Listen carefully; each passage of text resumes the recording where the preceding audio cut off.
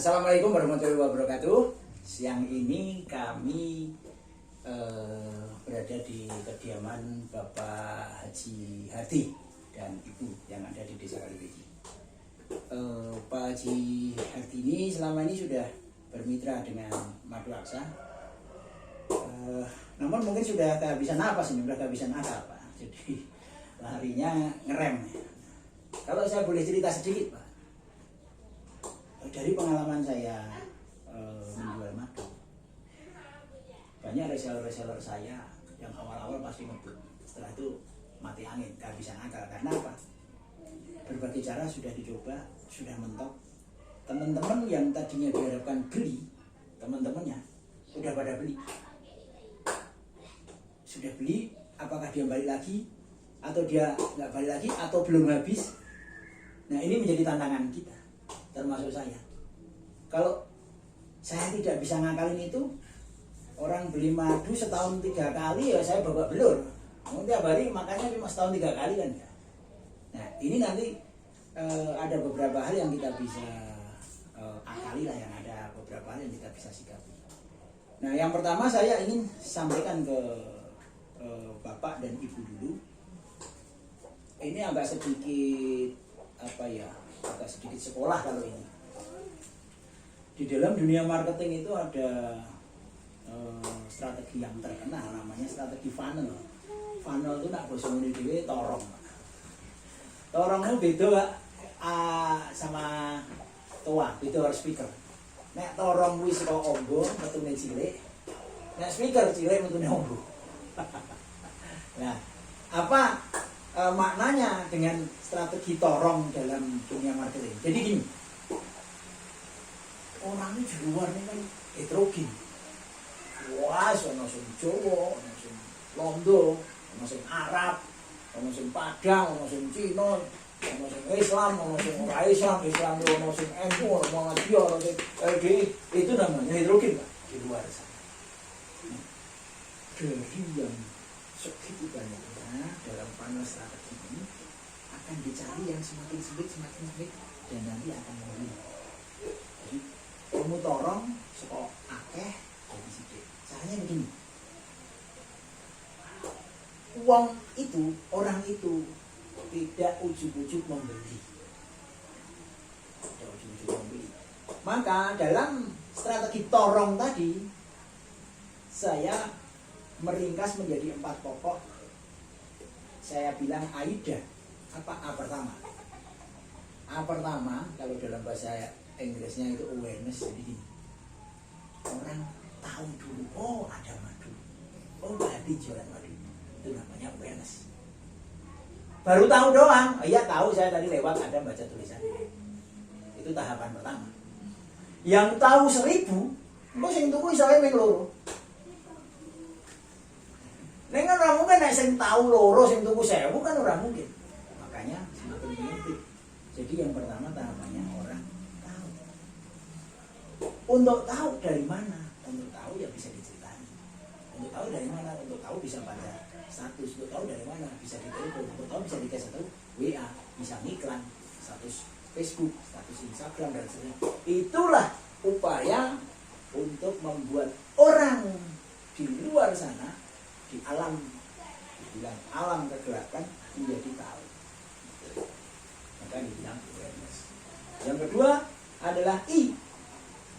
Diharapkan dari orang yang sudah tahu tadi 1000 yang tahu misalnya, nanti yang interest itu tertarik. Tertarik Pak, makanya 600 kan masih kurang. Makanya kan nyambut orang.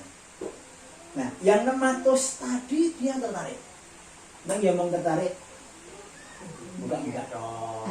Oh, apa tadi? Ya, gue pernah baca. Neng urung buku, urung takon. Nah, takon ini, bukan sih pernah dengar nama pada. Iya. Kepengen sih tapi belum sempet. Baru sampai di situ. Nah, tahapan berikut tadi saya bilang AIDA, I-nya interest atau tertarik. Kemudian berikutnya adalah D. D itu desire, itu orang yang tertarik tapi dia sangat kepingin ada dorongan, terus buka-buka, udah buka-buka statusnya, gitu. Kalau saya bikin status itu udah ngikutin terus, burung tuku, mau seminggu ngikutin kayak tuku. Itu namanya sudah lebih kepengen, namanya desire. Sudah berhasrat. Orang yang sudah desire, udah yang berhasrat, dia sudah bisa telepon, Pak Haji, ada madu apa aja Pak Haji? Berapa harganya? Ya nanti deh, nunggu gajian ya Pak Haji.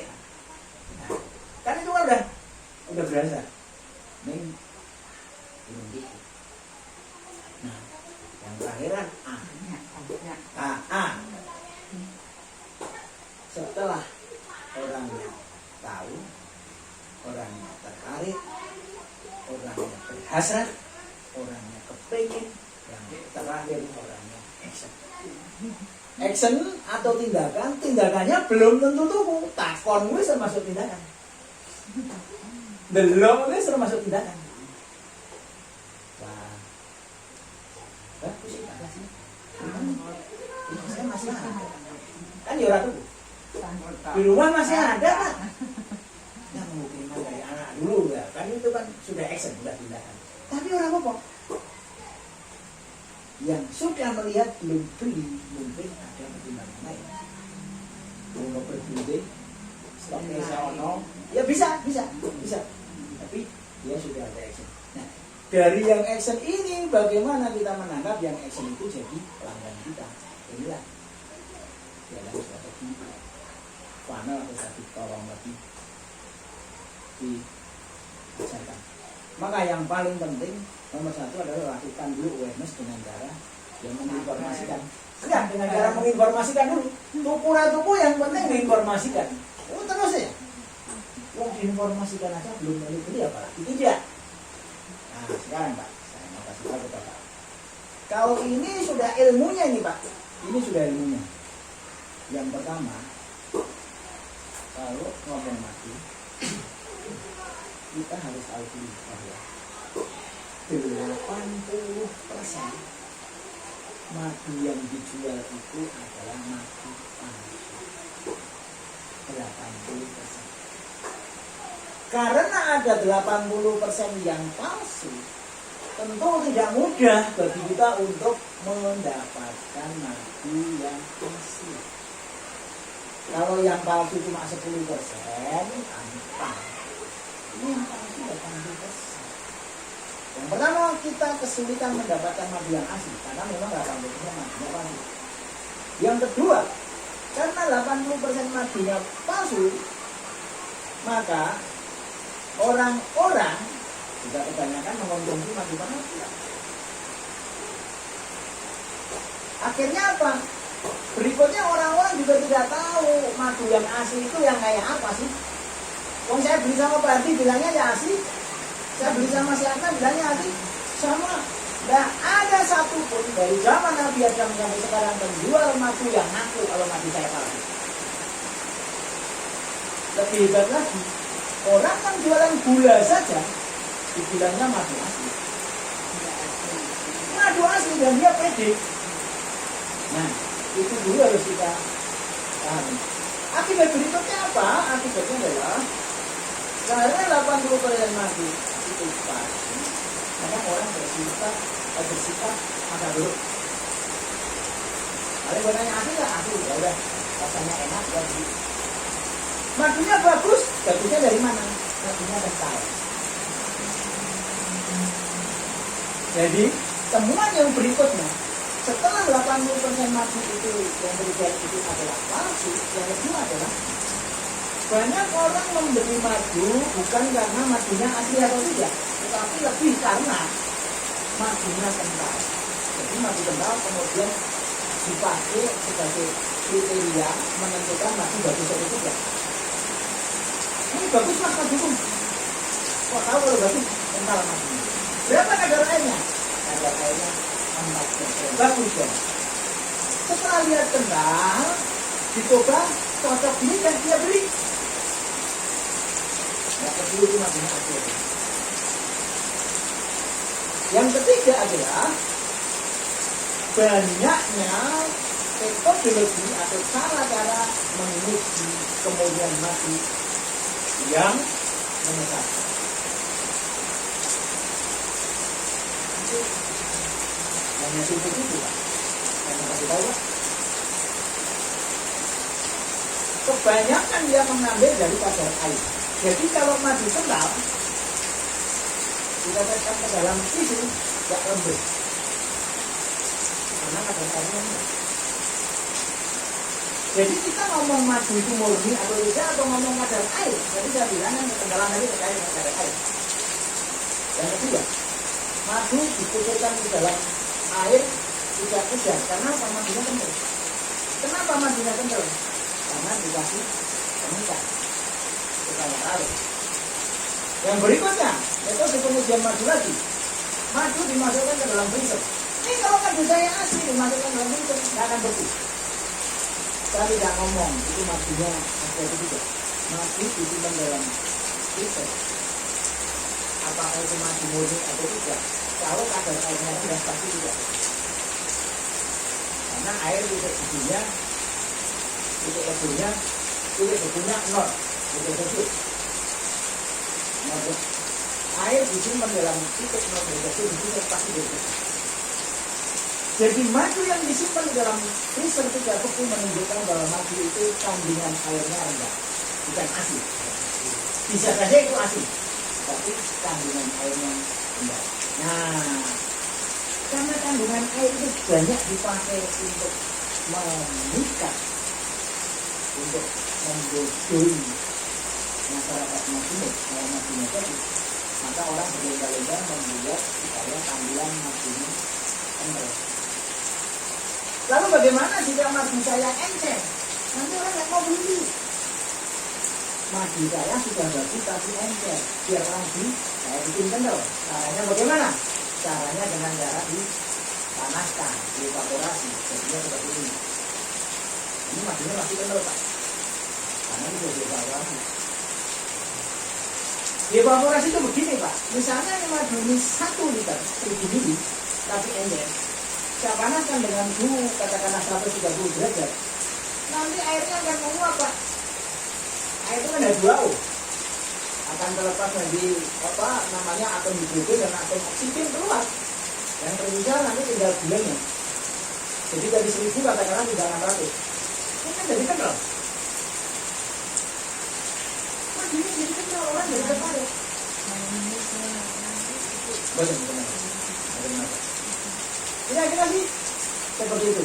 Nah, sekarang saya mau sampaikan ke Bapak ada 5 kriteria menentukan madu itu yang terbuka atau tidak, yang murni atau tidak. Benar, salah satunya adalah kadar air. Salah satunya.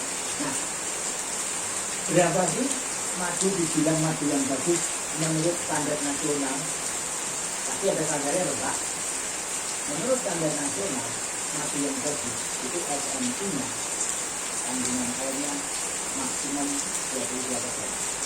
Ada yang membuat 25%. Tapi dari itu dibilang madunya nggak bagus, karena terlalu rendah. Tapi ada yang membuat madu agar airnya menjadi 14%, 15%. Wah, kental punyanya enggak. Sehingga orang beli yang rendah, padahal kentangnya sudah dibikin. Yang bikin tadi pertama, tadi diuapkan, yang kedua bisa dikasih molase. Molase itu terkonsep ya. Madu seencer apapun dikasih molase pasti jadi kebet. Tapi nanti madunya jadi campuran, madu dan gula. Itu yang pertama, kadar air. Yang kedua, madu yang bagus itu menurut SMI harus memiliki pH atau derajat keasaman. Berapa sih pH-nya madu? pH madu adalah 3,2 sampai 4,5. Artinya apa? Kalau madu memang ya kondisi asam. Yang berikutnya, yang ketiga, madu dikatakan bagus bisa diukur secara laboratorium berdasarkan kandungan gula produksi. Baca begini, gula produksi itu apa Mas? Gula produksi itu adalah karbohidrat. Karbohidrat itu gulanya nanti ada polisakarida, ada monosakarida, ada disakarida. Ini saya kasih tahu itu apa. Tapi gula produksi itu adalah gula disakarida, monosakarida, dan disakarida. Nanti tak kasih gambaran. Tapi itu cernak dulu yang ketiga. Yang keempat adalah kandungan HMF. HMF itu apa? Hidroksimetilbutyraldehyde itu juga apa lagi? Itu adalah proses tahapan dekomposisi gula. Jadi gini loh Pak, 80% penyusun madu itu karbohidrat. Karbohidrat itu bisa dipahami sebagai karbohidrat sama dengan gula. Bukan gula pasir Pak. Ini saya jelaskan sedikit. Gula-gula itu kan nggak stabil Pak, kadang mengalami perubahan bentuk. Ada yang melepasin atom yang satu, ada yang kademen, ada yang kepanasan. Itu nanti berubah-berubah Pak, gula-gulanya itu Pak. Nah jadi jenis gulanya itu banyak. Nah HMF itu salah satu untuk mengukur bahwa gula madu itu belum masih baru. Kalau madu baru dipanen dari sarangnya, seharusnya kandungan HMF-nya 0. Tapi secara alami nanti madu sudah dipanen, Pak tadi sudah menjualkan madu panen harus tahun yang lalu, pasti kandungan HMF-nya muncul. Neng sike secara alami dia akan terbentuk sendiri. Dan itu berbeda dipengaruhi oleh suhu. Jadi kalau Bapak nyimpan di sini madu sayang panennya bareng dengan disimpan di Jakarta, nanti pasti kandungan HMF-nya yang di Jakarta karena adanya suhu yang lebih tinggi. Gitu loh Pak. Lalu bagaimana HMF tinggi? HMF tinggi itu nanti kalau kan tadi saya bilang supaya kenal dipanaskan, pasti HMF-nya langsung tinggi Pak. Kalau dipanaskan nggak lama Pak, HMF langsung hidup tinggi Pak. Nah, HMF hidup tinggi itu nanti apa akibatnya? Orang dapat keracunan. Toksik. Bisa racun. Nah, HMF itu kalau di dalam SMI maksimal 50. Tapi waktu panen kan 0. Dalam perjalanan bisa muncul. Kalau ada HMF yang tinggi, pasti madu itu ada dua kemungkinan. Dipanaskan, pernah diuapkan airnya, atau dicampuri dia. Pasti HMF yang tinggi. HMF itu proses tahapan dekomposisi gula. Jadi gini Pak, gambarnya Pak. Gimana ya? Pelo. Itu kan udah langsung dari campur. Ada tahapannya Pak, lagi proses mangkok, dia baru jadi. Kurang lebih tahapan-tahapan itu secara alami tidak langsung Pak. Nanti saya kupas dulu. Dan yang terakhir Pak, yang kelima itu adalah kandungan enzim diastase. Apa itu enzim diastase? Enzim diastase itu adalah enzim atau gampangannya gini. Liurnya lebah. Itu nih lebah Bu. Lebah terbang ke kebun nyari bunga bisa itu kan masih nektar Pak, masih nektar bunga, baru dibawa ke sarang disimpan yang kayak gini, ditolong disimpan gini nih Bu, masih dalam bentuk nektar, orang langsung jadi madu, butuh proses sampai 21 hari Pak. Nah dalam proses pematangan nektar menjadi madu itu salah satunya lebah memberikan air liurnya yang namanya enzim diastase itu. Nah ini secara visual madu yang bagus bisa dilihat dengan terbentuknya buih warna putih inilah yang liurnya lebah. Ini ada, ini madu sayang kan juga ada. Madu hutannya juga ada. Rambutan. Nah itu rambutan juga ada. Semuanya madu saya ada enzim diastase. Ya. Sekarang saya mau ngomong tentang enzim diastase.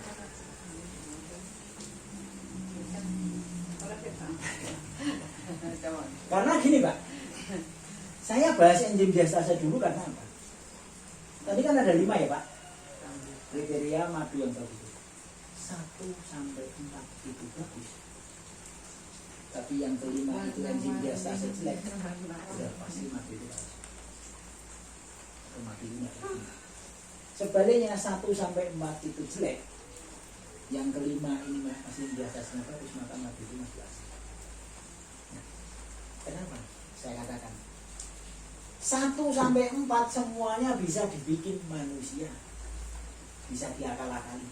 Tapi yang nomor 5, yang liur lebah itu tidak bisa diakal. kita ngomong, oh maduku HMF-nya sekian, oh maduku gula produksinya sekian, oh maduku pH-nya sekian, oh maduku kekentalannya sekian, kadar airnya sekian. Ya nggak apa-apa, ya bagus kita bilang bagus. Tapi itu udah dibikin atau belum? Terus diseteli apa belum? Nah ini kok nggak bisa nyetel. Niru iso nih konangan. Tiru-tiru nanti saya kasih tahu ya, yang tiruan sama yang asli. Nah, sekarang saya ngomong kepentingan enzim diastase atau manfaat enzim diastase bagi tubuh kita. Enzim diastase ini berfungsi sebagai insulin. Apa sih insulin? Insulin itu adalah satu hormon yang disekresikan ya, atau yang diproduksi oleh tubuh yang namanya pankreas, fungsinya untuk memecah gula. Kok gula tidak dipecah? Nah ini Pak saya mau cerita. Ada oleh sedikit Pak, itu saya. Kenapa gula dipecah? Ini air ini banyak. Sekarang ini sih. Intinya di sini. Ini di buat apa? Mencoba. Ini buat apa? Intinya di sini. Di sini. Ini kita ngomong madu murni ya Pak. Madu murni itu 80% itu adalah karbohidrat kandungannya 80%. Jadi udah. Ini madu murni loh Pak. 80% karbohidrat. Karbohidrat itu di sini bisa diartikan adalah gula Pak. Ya 80%. Nah, gula itu ada macam-macam Pak. Saya kasih tahu nih, kita sekarang ngomong gula ya Pak, dari 80% itu satu. Ada gula polisakarida. Apa itu polisakarida? Saya minta Mas. Polisakarida. Polisakarida itu pasti amilum Pak. Makan sego itu pasti polisakarida. Gula, makan nasi nggak boleh. Pasti itu polisakarida. Artinya apa? Ini gula kompleks. Sisi. Nomor 2 kita ngomong gula itu adalah disakarida. Disakarida itu sudah berukurannya lebih kecil dari polisakarida. Tapi ini juga belum bisa diserap oleh usus halus, belum bisa masuk ke dalam peredaran darah, belum bisa diubah menjadi energi. Tidak bisa. Tapi ini ada di dalam madu. Yang ketiga, monosakarida. Hanya monosakarida yang bisa langsung diserap oleh tubuh, dalam hal ini oleh usus halus, masuk ke peredaran darah dan menjadi energi. Semua ini harus dipecah dulu menjadi ini, baru di sini baru bisa diserap oleh usus halus. Tanpa ini tidak bisa Pak. Baru bisa diserap oleh tubuh. Mutlak. Apapun bentuknya, Bapak mau makan nasi, mau makan pisang, mau makan ubi, mau makan singkong, mau minum madu, semuanya harus melalui tahapan ini. Dan yang bisa diserap oleh tubuh itu adalah monosakarida. Nah, sekarang saya kasih tahu.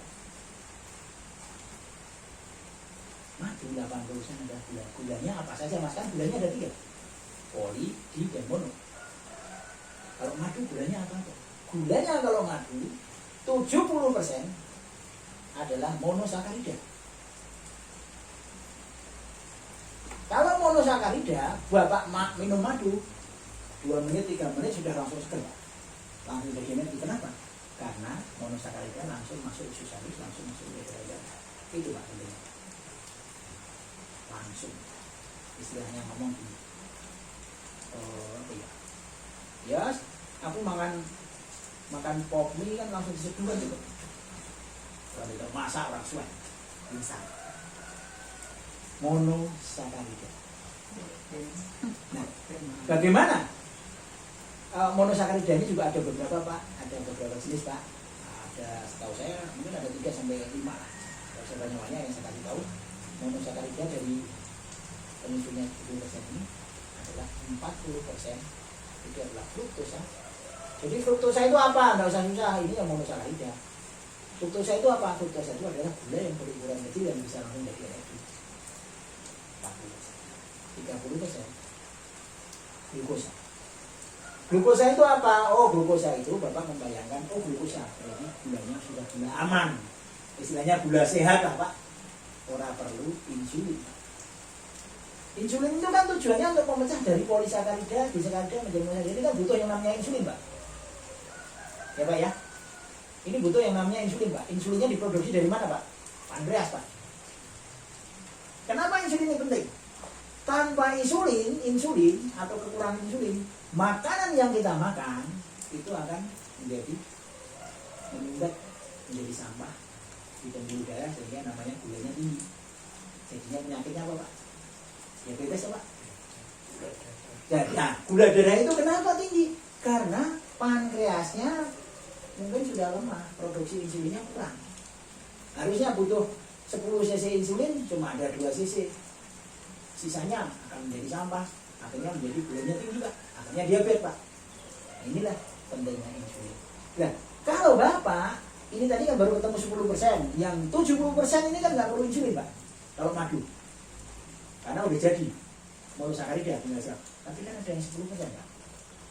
Jadi kan gula 80%, 70% itu bisa langsung diserap, 10% itu pemecahan. Karena ini ada disakarida, Pak.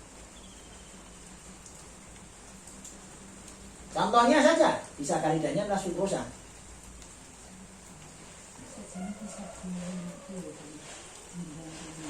Apa nih? Ya, ini kan nanti diserahkan, tinggal disetel. Jadi sukrosa ini, Pak, walaupun orang minum madu 70% aman, dan 10% kan tidak aman, Pak. Ya, Pak ya. Tetap 10% kok suwe-suwe nek ngombe terus lah ya. Masa ada insulin ada apa tuh, Pak? Makanya orang dokter menyarankan kalau orang diabetes boleh nggak minum madu? Boleh 1 sendok teh, tapi terus hati-hati. Itu pun konsultasi dokter. Dia kepengen mendapatkan energinya, tetapi butuh insulin untuk memecah yang 10% ini, Pak. Waduh, kalau itu tidak bisa jualan dong. Mati pasien-pasien. Nah, ini jawabannya, Pak. Jawabannya ada di enzim diastase ini tadi. Karena fungsi enzim diastase ada 5, Pak. Di sini, Pak, sudah Bapak. Enzim diastase fungsinya dalam tubuh tadi sebagai insulin, Pak. Yang 10% tadi disakaridanya akan dipecah menjadi monosakarida oleh insulin yang ada dalam idunirawan itu. Jadi orang diabetes itu nggak masalah. Yang benar ya ini, Pak, karena diastase ini berfungsi sebagai insulin. Ya, Pak ya, itu kunci, Pak.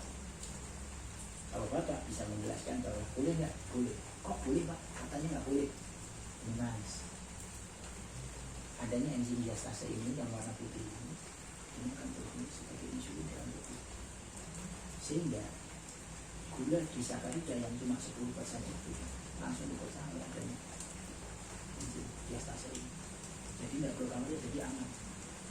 Madu itu 70% itu adalah monosakarida. Itu sudah aman, nggak perlu insulin, Mas. Langsung hanya 10%. Nah, 10%-nya dengan adanya enzim diastase itu akan langsung dipecah. Jadi nggak ada khawatir, Pak. Tapi sampean jangan minum madu kalau tidak ada begininya sampean diabetes. Nah, rano ngene sampean kok langsung lemes iki. Infus mlebu ICU. Yang kedua fungsi diastase adalah insulin, kemudian sebagai antimikroba. Antimikroba itu adalah enzim diastase ini yang akan membunuh kuman, atau bakteri, atau jamur, atau virus. Pak, bagaimana, Pak? Saya takutan sekali, Pak, kalau terpapar COVID-19. Pak, ibu saya udah positif, Pak, minum madu. Loh, itu kata si Anda, bukan. Bapak sudah saya kasih, nanti saya lihatin lagi. Ada surat edaran dari Kementerian Kesehatan, dari Pelayanan Kesehatan, dari Kemenkes, yang menyatakan bahwa salah satu cara untuk kita bebas dari corona adalah dengan mengkonsumsi madu pada pagi hari 1 sendok, ditambahkan dengan bawang putih lanang loro, dimemarkan, diminum pagi dan malam. Itu dari Kemenkes, bukan dari Atma. Suratnya ada, edarannya ada, nanti saya kasih. Bukan kata si Atma, kata Kemenkes. Kenapa? Karena ini diastasenya tadi berfungsi membunuh sebagai antimikroba, Pak. Itu Pak. Makanya orang supaya enggak apa namanya terinfeksi apa namanya COVID, minum yang berlebih. Secara ilmu aman. Nah, ada antimikrobanya. Yang ketiga fungsinya diastasa adalah sebagai detoksifikasi. Dia yang akan menetralisir racun-racun dan akan mengeluarkan racun-racun yang ada dalam tubuh kita dengan adanya enzim diastase ini. Yang keempat adalah fungsinya untuk meningkatkan sistem imun. Yang kelima adalah fungsinya sebagai antioksidan supaya kita tidak gampang sakit, supaya selnya nggak gampang rusak. Inilah fungsi enzim diastase. Jadi sesungguhnya kita ngomong madu itu bullshit kalau nggak ada enzim diastasenya, sama dengan minum gula. Lalu pertanyaan saya untuk Bapak, mari kita renungkan bersama. Pak, saya beli madu merek ini dan itu, silahkan. Saya siap minum, silahkan. Tapi madu-madu yang bermerek semuanya sudah diolah seperti itu. Karena madu sudah diolah, dengan sendirinya enzimnya sudah rusak. Karena enzimnya sudah rusak, vitaminnya sudah rusak, mineralnya sudah rusak, yang tersisa apa? Karbohidrat tadi Pak, 80% dari masih ada. Sehingga kamu mau minum madu apapun mereknya, belinya ke siapapun, sepanjang madu itu sudah didandani, ben apik, ben kental, ben enak, mereknya saya nggak ngomong Pak, apapun, sepanjang sudah dipanaskan, sudah hilang ininya, sama dengan minum gula. Benda ini saya madunya asli, saya dari peternak langsung, ya iya boleh, kita bukan nggak percaya. Tapi ketika sudah dipanaskan, ininya hilang, vitaminnya hilang, yang sisa tinggal. Sekarang Pak Haji saya kasih tahu. Bapak sukanya katakanlah sayur, katakanlah sayur sawi, sawi pahit. Ibu dimasak, besok sore Bapak senang ngat, saya enak. Tapi di sini kami sama. Iya kan waktu dipanaskan udah mau sama dengan ini Pak, tadi asli ya asli ini wis entek Pak. Kandungan di sini terutama yang ini. Jadi kita membacakan kenapa yang paling penting karena ini tidak bisa dipalsukan, tidak bisa dibikin oleh orang. Yang lain semuanya dia. Maka kalau Bapak kasih tahu kepada teman-teman Bapak, udah kita membeli madu itu nggak usah susah-susah, beli yang ada. Kalau ada buihnya begini, buru-buru beli. Kalau nggak ada buihnya, jangan beli. Itu contoh. Tapi jangan salah, buih ini tidak bisa dibikin, tapi bisa ditiru. Nah, kalau yang ditiru, Pak, nanti kumpulnya rotok gede, Pak. Ukurannya gelembungnya rotok gede, itu jumlahnya sedikit, Pak. Nah, ini kan lembutannya, Pak. Ini mulai Bapak kocok-kocok, ini bisa jebol, Pak. Kalau yang bikinan, dengan tambahan soda kue, dikocok-kocok, tidak pengaruh, Pak. Itu udah tambah lembung, busanya nggak tambahkan, nah ini pokok dua kayaknya kan habis jebol Pak. Jebol Pak. Nah sekarang saya mau simpulkan ke Bapak. Pak Haji harus menyampaikan dan berkata bahwa madu murni itu harus madu yang mentah, jangan diolah, jangan dimasak. Madu yang sudah dimasak itu semuanya dimasak. Yang kedua, kalau beli madu ini yang harus ada putih-putihnya ini, Pak. Ini adalah air liurnya lepas atau dibilang dengan enzim diastase. Ya, sekarang saya mau sampaikan khusus madu hitam. Bapak mesti ngomong begini. Karena ini penting Pak. Kalau dalam istilah penjualan, madu hitam ini adalah memiliki unique selling point. Maksudnya ini ciri khas yang orang lain tidak punya. Madu hitam ini punya ciri khas, keunggulan yang orang lain nggak punya apa, hanya satu-satunya. Bapak mesti ngomong, silahkan cari, kalau bisa bawa ke saya, kamu bisa kasih madu hitam yang rasanya madu ya, satu-satunya madu hitam, dan yang pertama madu hitam yang rasanya enak ya ini. Itu poin satu. yang masih itu poin 1. Poin 2, Bapak katakan enzim diastase yang berfungsi tadi untuk insulin, untuk orang diabetes, yang berfungsi untuk antimikroba, untuk antivirus, yang berfungsi untuk meningkatkan sistem kekebalan, untuk detoksifikasi dan seterusnya. Udah. Kalau Bapak ngomong seperti itu, orang nggak ngomong masalah harga. Jadi madu itu nggak ngomong harga, Pak, tapi ngomong ilmu, Pak. Orang tahu, kita kasih tahu ada ilmunya. Buru-buru bolong, Pak. Ini saya udah ngirim ke Makassar 110 kilo sekali kirim, minta 40, barang belum nyampe udah bisa nanti. Mas, permintaan udah banyak nih, Pak, barangnya belum nyampe.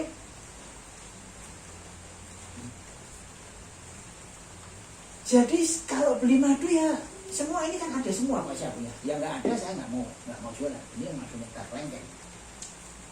Semua ada. Karena memang madu ini kita nggak punya. Nah, yang berikutnya, ya itu kan kata Bapak. Kata Bapak, oh enggak, bukan kata saya. Tunjukkan, Bapak saya sudah kasih tahu, Bapak tinggal tunjukkan sertifikat yang kita dapat dari hasil uji laboratorium Balai Besar Industri Agrokoko. Tunjukkan. Jadi saya sudah ngomong kalau kadar air adalah maksimal 22%, ada yang ngomong 24%. Kalau pH saya ngomong 3,2 sampai 4,5. Kalau gula produksi saya sampaikan tadi minimal 65% kandungannya. Tadi kan kandungan gulanya 80%. Tapi kalau 65% aja udah dibilang SNI, Pak. Minimal. Maksudnya makin gede makin bagus. Kalau HMF maksimal 50. Kalau SNI, ini ngomong SNI. Tapi HMF ini kalau menurut standar Eropa dia membagi 2, bukan 50. Dia malah menetapkan 40. Kalau untuk subtropis itu seperti apa? Ya negara-negara 4 musim dulu, Pak. Itu malah 40. Karena apa? Karena kan dingin. Kalau panas HMF-nya tinggi, Pak. Kalau dingin HMF-nya harusnya rendah. Maka standarnya 40. Ini kalau Eropa. Subtropis dan kalau tropis dia lebih besar, Pak. 80, Pak. Jadi kalau ngikutin standar Eropa, HMF Indonesia di Indonesia itu 80, Pak, bukan 50. Kalau ngikutin standar Eropa ya, Pak. Kalau SNI ya 50. Kalau dunia internasional menetapkan itu dari Eropa, ini internasional ditetapkan 60, Pak. Maksimal 60. Boleh ada gula di komposisi yang dibentuk. Karena itu kalau kebanyakan kan racun. Nah, gula yang dipanas, madu yang dipanaskan pasti ininya naik. HMF-nya naik. Nggak usah dipanaskan lah, disimpan di Jakarta aja pasti lebih tinggi daripada disimpan di televisi. Tapi itu tetap pelan-pelan kalau itu. Nah, yang berikutnya adalah saya sampaikan enzim diastase, Pak. Diastase itu berapa sih kadarnya yang boleh kandungannya? Jadi manfaatnya kan sudah. Kalau menurut SNI, Pak, itu minimal 3. Kandungan diastasenya, liur lebahnya itu kalau 30% itu paling jelek wis dianggap oh ya sampai lulus. Nek sekolah harus munggah di sini. Nek munggah. Tapi sini kalau bisa 10 ya padha munggah itu, Pak. Jadi kalau SNI diastase itu minimal SNI ya. Kalau internasional, kalau ini hanya sebagai gambaran Bapak saja ditetapkan minimal 8. Jadi memang standar internasional itu tinggi. Nah, kalau lu lah aku lulus nggak kelompok. Kalau internasional. Nah, sekarang Bapak saya kasih tahu madu yang saat ini, madu ternak yang diklaim sebagai madu terbaik saat ini itu adalah madu yang diternak oleh peternak lebah dari New Zealand yang namanya Manuka. Regone sedilone 800.000. Regone setengah kilone 450.000. Dia masuk ke Indonesia diimpor oleh PT HDI. Ini malah laku kencang, Pak. Laku kencang. Orang-orang kelas atas semuanya minum itu. Saya dapat serpian-serpian, ya mungkin kita 10 orang yang biasa minum itu sekarang 5. Ya kan saya kasih tahu. Nah, mengapa Manuka yang di Indonesia dipasarkan oleh labelnya HDI itu harganya bisa sampai 800 ribu sekilo dan itu murah? Karena madunya bagus. Dari mana tahunya madunya bagus? Ya ini tadi, dari kandungan diastasenya tadi Pak. Kandungan diastase itu 3%. Iya, kalau internasional 8%. Kalau Manuka berapa? Supaya Bapak tahu. Ini Pak, 16% Pak. Dan ini sekarang diyakini sebagai yang tertinggi untuk madu ternak. Ya Pak ya. Nah, sekarang Bapak bertanya, kalau madu laksana, saya nggak bisa jawab kalau saya tidak pernah uji. Saya nggak bisa jawab kalau saya nggak punya sertifikat. Karena ada sertifikatnya berapa? Diastase number, ini kan biasa disingkat DM, diastase number. Madu laksana. Itu DM-nya adalah 14,2. Internasional 8. Lebih tinggi dari internasional. Bahkan dibandingkan dengan yang paling tinggi saat ini 16% pun ya masih boleh sebanding. Istilahnya badminton dia rame atau kalah nih rame ngono lho Pak, orang di game kosong. Paham lah Pak? Nah, 14% itu menunjukkan bahwa madunya sangat bagus, madunya sangat murni, bahwa madunya sangat berhasil. Maka ini yang harus dijual. Bapak harus tunjukkan 14,2%. Datanya kan Bapak sudah dapat. Manuka itu 16%, nanti Bapak saya kirimin kalau itu. Yang 16% aja dijual sekilo 800 ribu Pak. Setengah kilo 450, masa kita nggak bisa jual. Jadi yang paling pokok itu kan diastase ini Pak. Diastase itu kuncinya Pak. Kunci dari segala kunci. Kenapa? Karena memang khasiat madu itu ada dari tindakan diastase yang pertama. Yang kedua, karena diastase itu satu-satunya yang tidak bisa ditiru, yang tidak bisa diakali manusia. Yang lain semuanya bisa diakali Pak. Paham Pak? Jadi kalau ada orang bilang madu saya kental, jangan heran. Isi godok dulu. Gini loh Pak. Kuncinya adalah ada di diastase. Bapak mesti ngomong diastase itu apa loh? Diastase itu air berubah. Terus apa fungsinya? Air berubah itu ditambahkan ke dalam madu. Madu itu kan tidak ujuk-ujuk jadi dari nektar, butuh proses.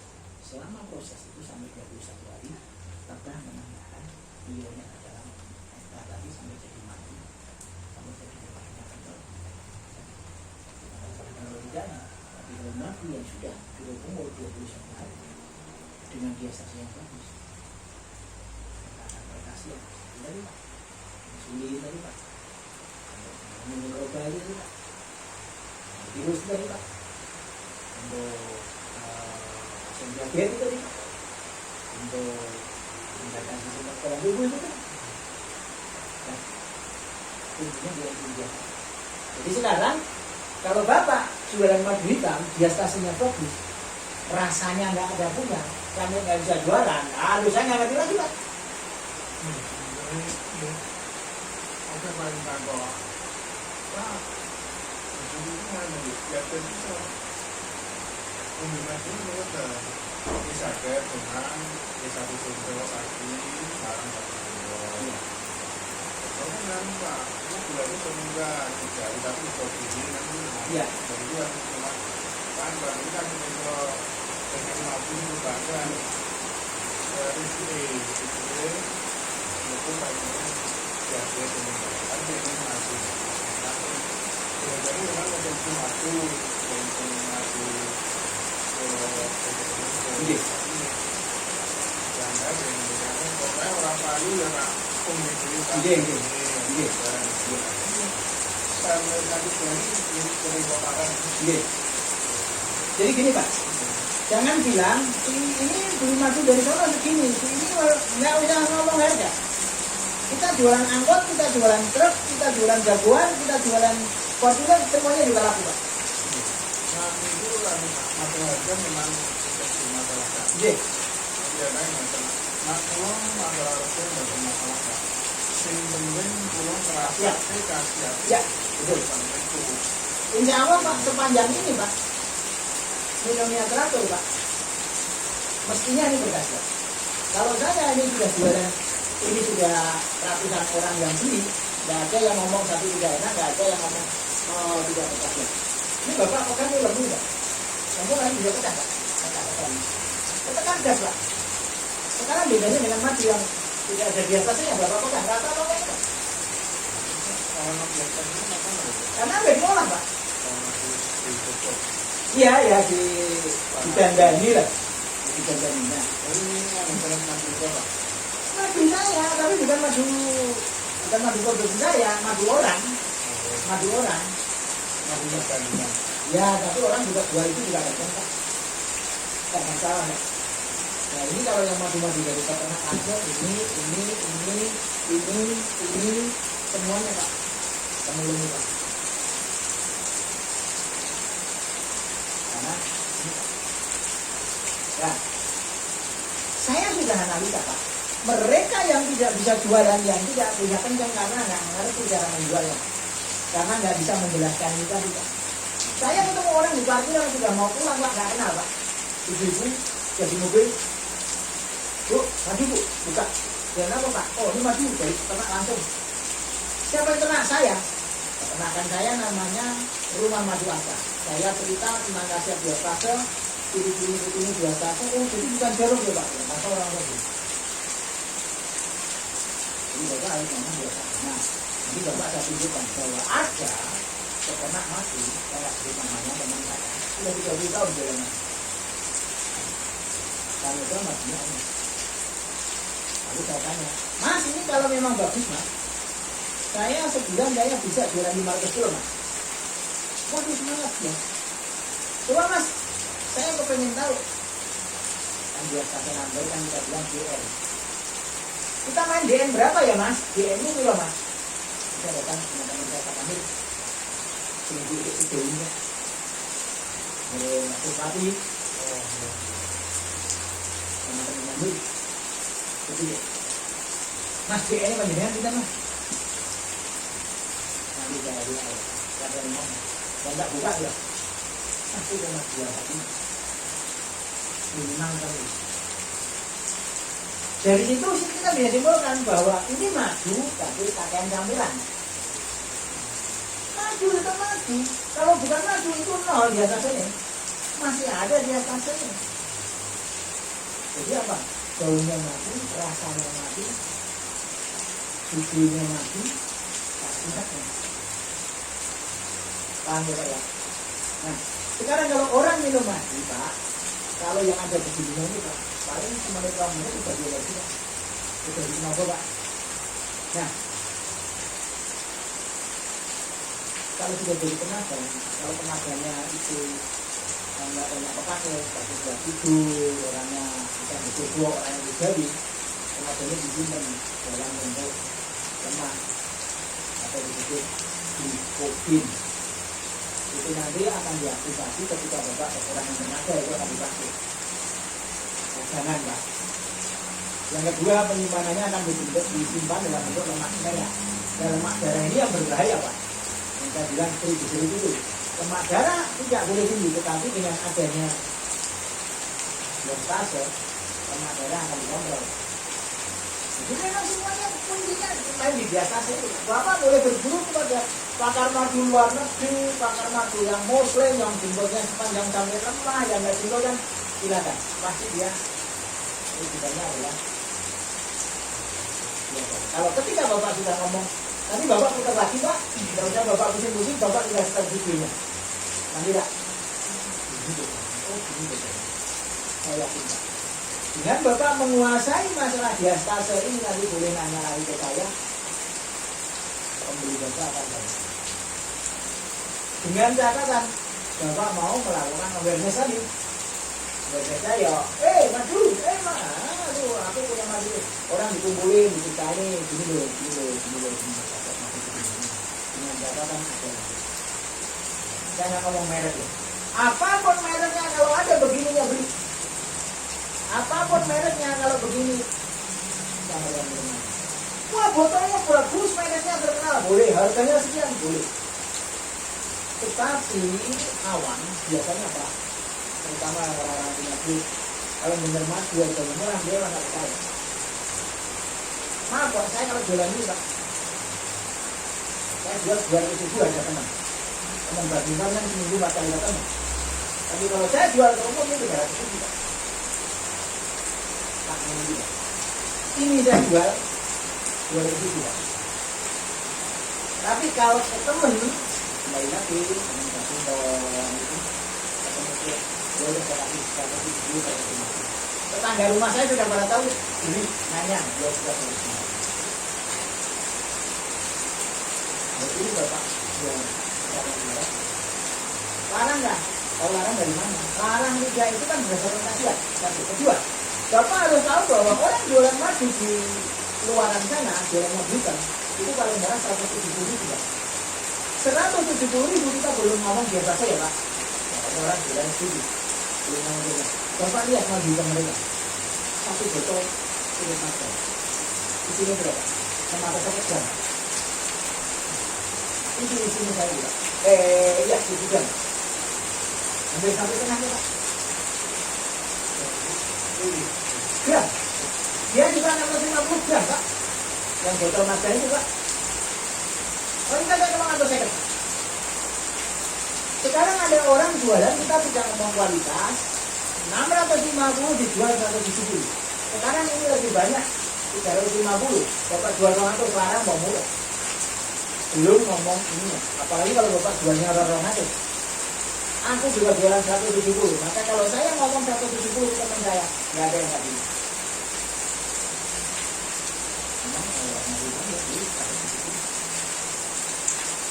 Tapi kalau beli 170 itu berapa banyak?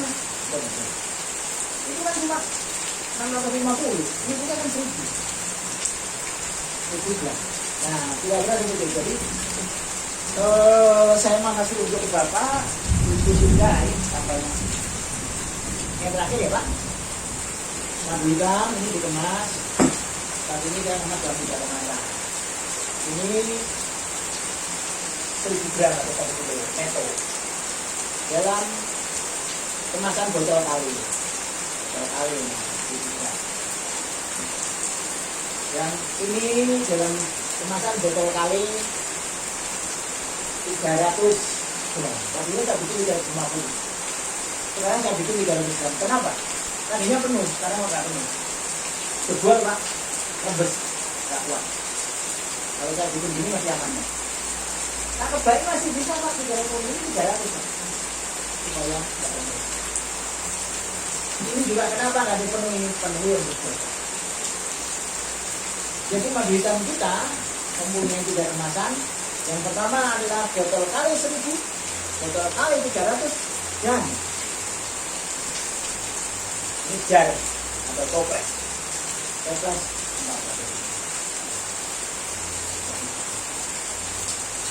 Yang madu hutan Pak, Bapak sudah tahu Pak, punya yang 1.000 7 gram, yang 500 gram, ada yang 500 gram kayak gini Bapak juga sudah tahu, sama Pak. Ada juga yang di kotak sini.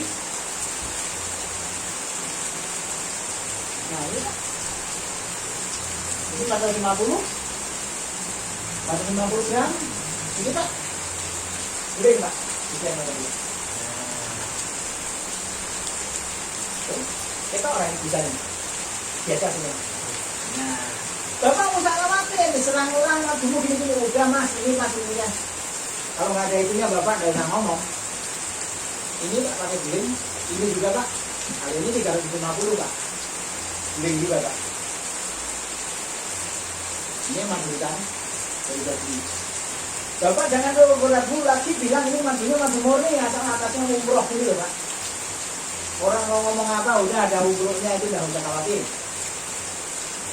Kemudian yang dari madu peternakan rumah madu asal tadi madu hitam, kemudian ini madu lengkeng sama Pak, madu lengkeng juga kemasannya 1.000, kemudian ini 650, ada juga yang 500, ini 500, ini lengkengnya juga kayak gini Pak, potong lagi apa? Bisa semua Pak. Terus yang madu rambutan sama, madu rambutan juga ada begini, ada ya ini Pak, Bapak bandingkan Pak, ini rambutan tak begini Pak. Itu main luar pecah loh Pak. Betul nggak Pak? Dia bening Pak. Bandingkan kalau pakai Pak agak gelap. Satu lagi randu Pak. Jadi gini Pak, ini paling terang, ini juga agak cerah, ini paling gelap. Semuanya sama, ada kemasan jar 450, ada kemasan brown 50. Ada juga kemasan 650, ada kemasan ini. Semuanya sama. Kira-kira itu Pak, mungkin silakan kalau ada Bapak ada kepikiran apa, ada pertanyaan apa, ada unek-unek apa yang ingin Bapak sampaikan. Kalau saya bisa memberi solusi sekarang, saya kasih solusi sekarang. Kalau saya bisa kasih jawaban sekarang, saya kasih jawaban sekarang. Kalau nggak bisa, itu tugas saya. Kenapa saya belum unjukin Bapak data-data? Karena ada di handphone itu Pak. Baru buat rekam Pak, nanti rekam. Yang penting nanti Bapak ini bisa muter dulu. Oh ya, kita betul lagi. Silakan, monggo, makasih.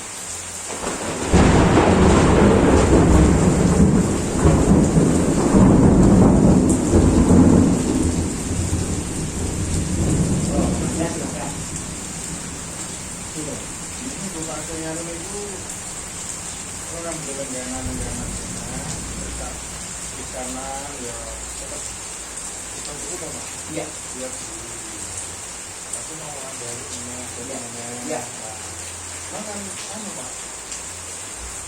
Ada kantor itu kebetulan kan sama ini ada kumpul sampai tempat botol sama nomor. Iya. Khawatir pulang botol mati ini begini. Oke. Ada lagi Pak? Itu dulu. Oke. Jadi gini Pak. Waktu ketemu pertama saya sudah katakan tugas kita itu bukan sampai kepada orang beli selesai. Justru ketika orang beli itulah pekerjaan kita dimulai. Ketika Pak Kaji mulai membeli madu saya besok udah nanya, madunya udah minum belum? Ada Pak teman saya yang sampai 2 minggu belum diminum Pak. Loh, gimana mau beli madu nggak diminum? Aduh Mas lagi galau, Mas saya lagi pendekatan sama pacar saya, malah pacar saya nikah lagi. Belum sempat madunya belum. Ya diminum, kalau kamu lagi galau nanti kamu kondisinya nggak drop, kamu gampang kena penyakit tuh. Justru sekarang kamu minum, ya Mas itu saya minum. Besok saya tanya lagi, gimana namanya nggak minum? Ya sudah saya minum enak. Ngapus orang yang kan urusan dia, tapi udah ngomong saya minum enak. Gimana udah terima, udah gimana budgetnya? Ya agak rembes dikit. Kalau diganti nggak apa-apa. Oh gimana udah terima, udah diminum belum? Ini gimana? Suruh minum juga. Kita tahu. Ketika ditanya orang nggak beli lagi, itu ada 2 hal. Yang pertama, apakah kita tahu berapa banyak dia minum madu takaran? Masih banyak orang yang minum madu sak kawinan, sak kopi. Masih banyak orang yang belum pakem minum madu seperti makan. Kalau makan kan langsung kompon. Minum madu itu kan Bapak harus ulangi di sini, makanya saya sebutkan Pak. Kalau saya sebutkan jika orang yang minum darah 2 kali sehari Pak, pagi dan malam. Pagi belum makan, malam belum tidur. Seberapa banyak yang minum dulu? Pelanggan saya juga banyak yang minum sudah tiap hari, tapi minumnya cuma pagi aja. Kita pasti ada. Sekarang Bapak hidup secara bisnis, tapi ini tetap masih sesuai dengan yang lain, aturan pabrik. Bapak minum madu saya, sehari setendok, pagi setendok. Setendok madu itu sama dengan 30 gram.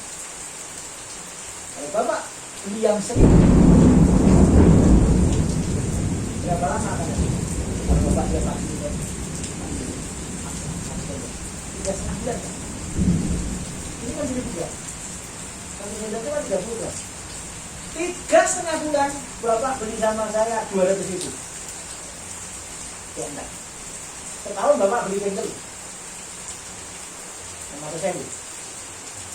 Sebulan berapa? Yang saya ketahui.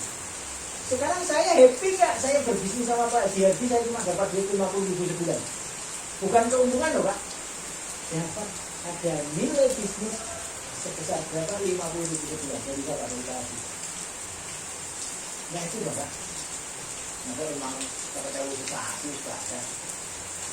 Setahun dengan mata saya. Tapi kita kasih tahu bahwa kalau orang minum itu 2 sendok itu masih dosisnya Pak, bukan ngawur. Kalau minum 2 sendok berarti sehari 4 sendok. Ya, Pak. Kalau 1 sendok itu 30 gram, kalau 4 sendok 120 gram ya Pak. 120 gram. Kalau 40 gram 8,5 hari Pak. Anda boleh 10 hari Pak. Sebulan orang beli 3. Sebulan orang beli 3 600.000 Pak. Setahun 7,2. Tapi masih dosis loh Pak. Nah, Bapak harus bisa nyarankan kan. Kebanyakan pelanggan saya sarankan dulu dan kebanyakan juga masuk. Nah, coba Pak.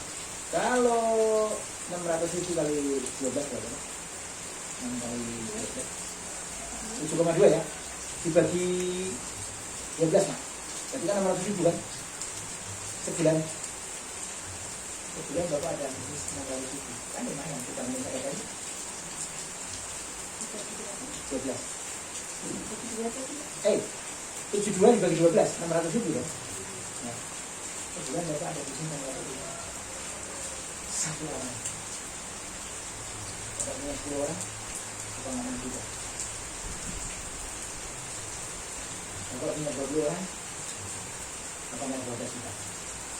Nah, justru inilah Pak kerjaan kita Pak terus telepon terus silaturahmi enggak kenapa ada yang kenapa ada yang lain rasanya kemarisan mana ada yang minta ini Pak nah ada madu apa lagi udah minum ini banyak orang koleksi madu juga kan udah minum ini enak terus ada madu apa lagi Pak madu kan juga banyak apa katanya ada manis coba mau ngomong apa kalau manis tidak kan gak coba oh iya Pak memang itu manis kan saya udah bilang ini rasanya manis jadi gini Pak kalau terlalu manis Bapak minumnya mesti seperti pakai air hangat dari teman bilang tapi itu masih kan bagus Pak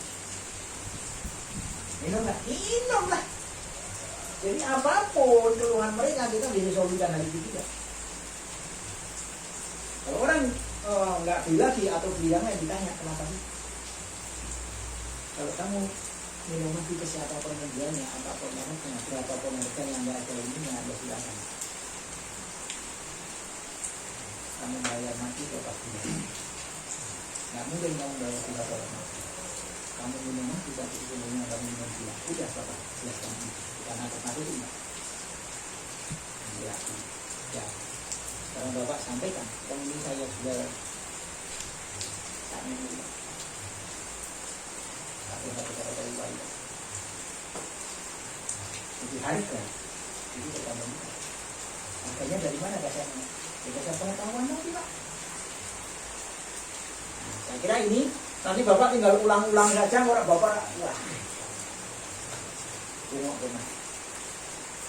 demikian hasil diskusi kami dengan Pak Kaji Hardi salah satu mitra madu saya yang berada di Desa Kalibesi.